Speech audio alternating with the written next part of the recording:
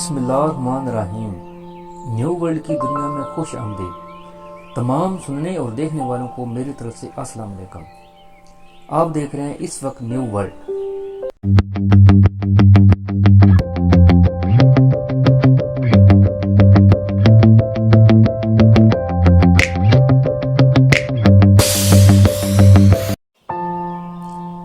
گزشتہ ماہ اس صدی کے مشہور سائنسدان سٹیون ہاکنگ کی وفات کے بعد سائنسی ویب سائٹ پر بہت سے کالم چھپے جن میں ان کی بلیک ہول پر ریسرچ کو خوب سراہا گیا۔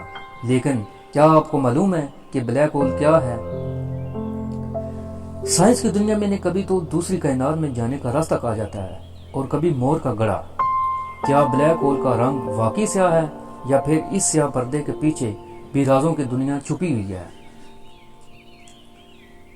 جب کوئی ستارہ اپنی زندگی کے آخری حصے میں ہوتا ہے تو وہ پھٹ جاتا ہے یا پھر بلیک ہول میں تبدیل ہو جاتا ہے۔ کوئی بھی ستارہ بلیک ہول اس وقت بنتا ہے جب اس کے تمام مادے کو چھوٹی جگہ میں قید کر دیا جائے۔ اگر ہم اپنے سورج کو ایک ٹینس بال جتنی جگہ میں مقید کر دیں تو یہ بلیک ہول میں تبدیل ہو جائے گا۔ بلیک ہول میں تھوڑی جگہ پر انتہائی زیادہ مادے کی وجہ سے اس کی کشش اتنی زیادہ ہو جاتی ہے کہ روشنی جو اب تک کی تحقیقات کے اعتبار سے اس کائنات کی سب سے تیز ترین چیز ہے وہ بھی اس سے فرار نہیں ہو سکتی۔ بیشتر افراد میں یہ تاثر پایا جاتا ہے کہ اگر ہمارا سورج بلیک ہول بن گیا تو یہ نظام شمسی کے تمام سیاروں کو نگل لے گا۔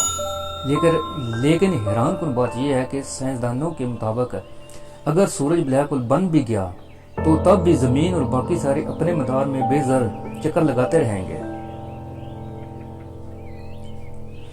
بلیک ہول کی کشش کا دار و مدار اس میں موجود مادے کی مقدار پر ہوتا ہے، اور جیسا کہ سورج کے بلیک ہول بننے کے بعد بھی اس مادے کی مقدار وہی رہے گی، اس لیے سیاروں پر لگنے والی کشش ثقل بھی وہی رہے گی۔ چونکہ بلیک ہول بننے کے بعد سورج کا حجم انتہائی کم ہو جائے گا تو اس کے ارد گرد ایک حد تک کشش بہت زیادہ ہو جائے گی کہ اگر کوئی بھی چیز اس حد کو پار کر جائے تو پھر اس کا واپس آنا ناممکن ہو جائے گا۔ بلیک ہول کے گرد اس حد کو فلکیاتی اصطلاح میں ایونٹ حزرائن کا نام دیا جاتا ہے۔ اگر ہم روشنی کی بات کریں تو یہی ایک ذریعہ ہے جو ہماری آنکھ محسوس کرتی ہے اور ہمیں وہ چیز دکھاتی ہے۔ اس پر بعض لوگوں کا یہ سوال ہوتا ہے کہ اگر بلیک ہول کی ایونٹ حزرائن روشنی بھی واپس نہیں آتی تو پھر سائنسدان بلیک ہول کی نشاندہی کس طرح کرتے ہیں؟ اس سوال کا آسان سا جواب یہ ہے کہ آج تک سائنسدانوں نے نہ کبھی بلیک ہول دیکھا اور نہ ہی آنے والے وقتوں میں دیکھ سکیں گے۔ لیکن حال ہی میں ہماری اپنی ملکی وے کہکشاں کے مرکز میں ہزاروں بلیک ہول دریافت کیے ہیں۔ جی ہاں، یہ بات 20ویں صدی سے زیر بحث تھی کہ سپر میسو بلیک ہول، جو کہ ایسے بلیک ہول کو کہا جاتا ہے جس میں ہمارے سورج کی طرح 40 لاکھ ستارے سما سکتے ہوں، کہ آس پاس بہت سے چھوٹے بلیک ہول بھی موجود ہوتے ہیں۔ لیکن سائنسدانوں نے اس بات کا مشاہدہ نہیں کیا، لہذا اس بات کو ثابت قرار دینا مشکل تھا۔ لیکن چند ہفتے پہلے سائنسدانوں نے ہماری اپنی کہکشاں کے مرکز میں موجود سپر میسو بلیک ہول کے گرد ہزاروں چھوٹے بلیک ہول گرد محور دریافت کیے ہیں۔ اس دریافت کے بعد یہ بات بھی ثابت ہوئی ہے کہ ایسے بڑے بلیک ہول کے گرد چھوٹے بلیک ہول بھی موجود ہوتے ہیں۔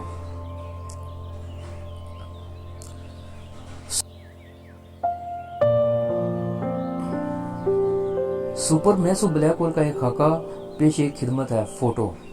یہ دریافت سائنسدانوں نے کہکشاں کے مرکزی بلیک ہول کی تصویر لیتے وقت کی۔ یہ بات بھی قابل غور ہے کہ جب بلیک ہول مادے کو نگلتا ہے تو ایونٹ حزرائن پہلے شدید کشش کی وجہ سے مادہ ریزہ ریزہ ہو جاتا ہے اور انرجی میں تبدیل ہو جاتا ہے۔ اس سب کے نتیجے میں ایونٹ حزرائن کے بہت قریب ایکس ریز پیدا ہوتی ہیں، جسے زمین پر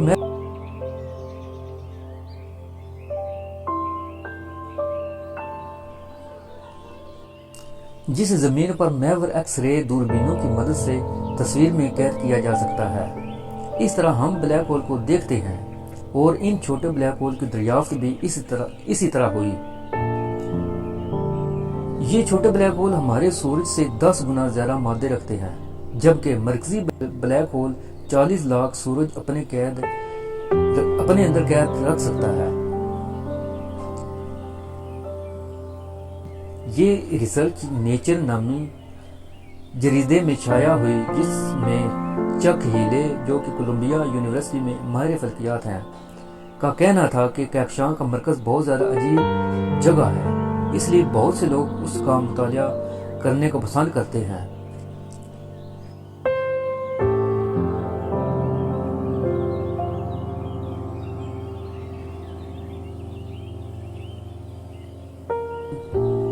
بہرحال کائنات میں جتنا گہرائی میں انسان دیکھے گا، اتنا اس کائنات کے بارے میں یہ خیال کرے گا کہ جیسے ابھی تو شروعات ہے، کیونکہ کائنات کے بہت سے ایسے بہرحال کائنات جتنا گہرائی میں انسان دیکھے گا، اتنا اس کائنات کے بارے میں یہ خیال کرے گا کہ جیسے ابھی تو شروعات ہے، کیونکہ کائنات کے بہت سے راز ایسے ہیں جن پر پردہ اٹھانا بھی باقی ہے۔ ویڈیو اچھی لگنے کی صورت میں اپنے دوستوں سے شیئر بھی کر دیں اور لائک بھی کر دیں۔ اس کے ساتھ اجازت چاہتا ہوں، اگلی ویڈیو تک اللہ نگہبان۔